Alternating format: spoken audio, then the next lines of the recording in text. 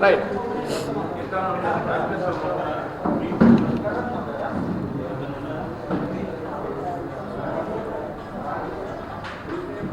కడియం శ్రీహరి గారు విలువలు లేని రాజకీయాలు నడుపుతున్నాడు, స్వార్థపూరితమైన రాజకీయాలు చేస్తున్నాడు.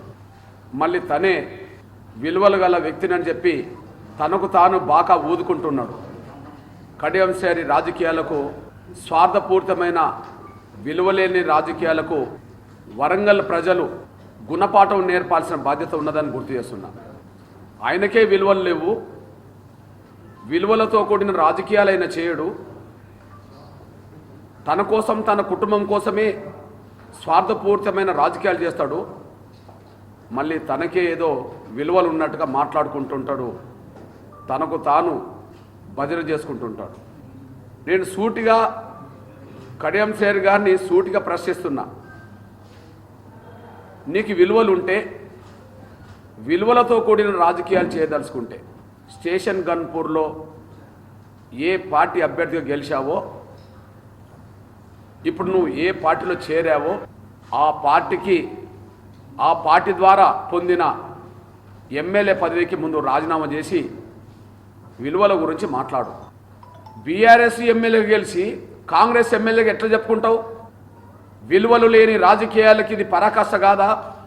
ఒక ఎమ్మెల్యే పదవికి ఒక పార్టీలో గెలిచి ఎమ్మెల్యే పదవికి రాజీనామా చేయకుండా ఇంకొక పార్టీలో చేరితే రాళ్లతో కొట్టి చంపండి అనే మాట అంటున్నప్పుడు, పిచ్చి కుక్కలను ఎట్లయితే కొట్టి చంపుతారో ఆ విధంగా ఒక పార్టీలో గెలిచి ఇంకో పార్టీలో చేరుతున్నప్పుడు పిచ్చి కుక్కల్లాగా చంపండి అని కూడా రేవంత్ రెడ్డి గారు మాట్లాడిండు. ఆయన మాట్లాడిన ఉపన్యాసం మొత్తం వైరల్ అవుతూనే ఉన్నది. నువ్వు పిచ్చి కుక్క కంటే హీనం అన్నట్టే కదా. పిచ్చి కుక్కల కంటే హీనంగా కొట్టి చంపమన్న రేవంత్ రెడ్డి గారికి విలువలు లేవు.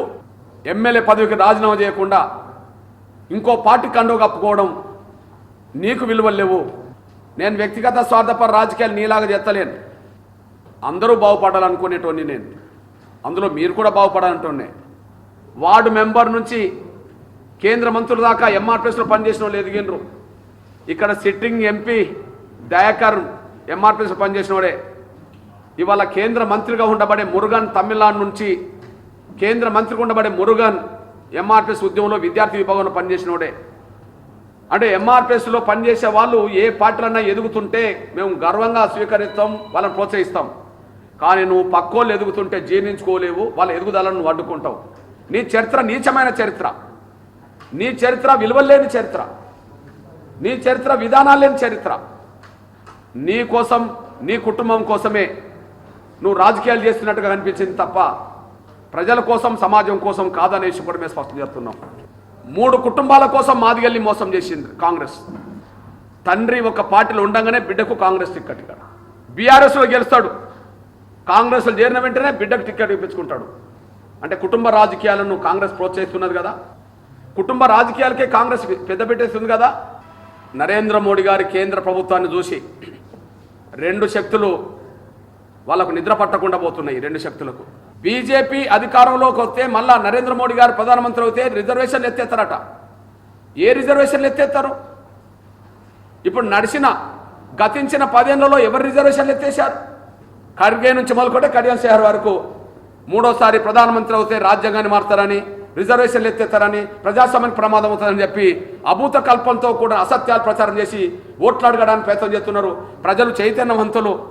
తండ్రి ఉంటే కొడుకులకు, తండ్రి ఉంటే బిడ్డలకు, భర్త ఉంటే భార్యకు, అన్నుంటే తమ్ముడికి, తమ్ముడు ఉంటే అన్నకు. ఇవేనా? బీసీలకు రావద్దా? రిజర్వేషన్ స్థానాలు చెప్పాను కుటుంబాలకు, జనరల్ స్థానాలు చెప్పాను రెడ్డి కులానికి, జనరల్ స్థానాలు రెడ్డి కులానికి. నల్గొండ చూస్తే నల్గొండ జనరల్ సీట్లని రెడ్ల ఒక ఆలేరు మినహాయించి నల్గొండ జనరల్ సీట్లని రెడ్ల మొత్తం ఆలేరు నియోజకవర్గం మినహాయించి మొత్తం రెడ్లే ఎస్సీ ఎస్టీలు పోను. ఇది ఎట్లా న్యాయం అవుతుంది? రంగారెడ్డి మహబూబ్నగర్లో అసలు బీసీలు ఎందుకు లేకుండా పోతుండ్రు? జనరల్ స్థానాలన్నీ రెడ్లు తెచ్చుకుంటే మరి బీసీల సంగతి ఏంటి? చాలా అన్యాయం జరుగుతుంది మా బీసీలో కూడా. కాంగ్రెస్ వాళ్ళని అన్యాయం జరుగుతుంది.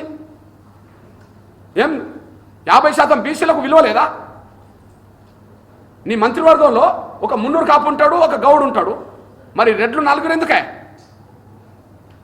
50% బీసీలు 2 ఉంటే 4% లేని రెడ్లు 4 ఎందుకు?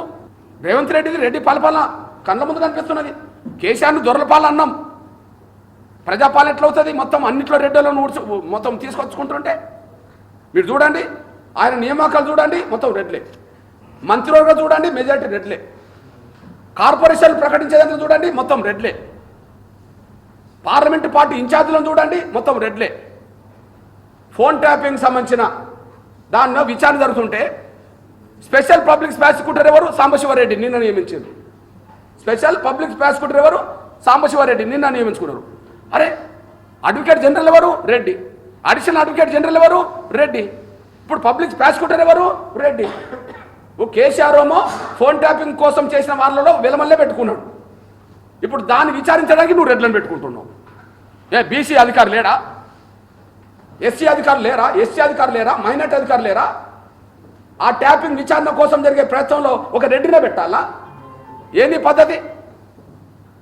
నేను చెప్తున్నా, రిజర్వేషన్లు అంటే మాదిగలకు లేకుండా పోతున్నాయి, జనరల్ సీట్లు అంటే బీసీలకు లేకుండా పోతున్నాయి. నేను మాదిగల కోసం యుద్ధం చేస్తా. మాదిగ బిడ్డగా అన్యాయం జరుగుతున్నా నా బీసీల కోసం కూడా యుద్ధం చేస్తా. రెడ్ల ఆధిపత్యాన్ని తగ్గించే పోరాటంలో రేవంత్ రెడ్డి ప్రభుత్వానికి ముచ్చెమటలు పట్టించే బాధ్యత నేను తీసుకుంటా.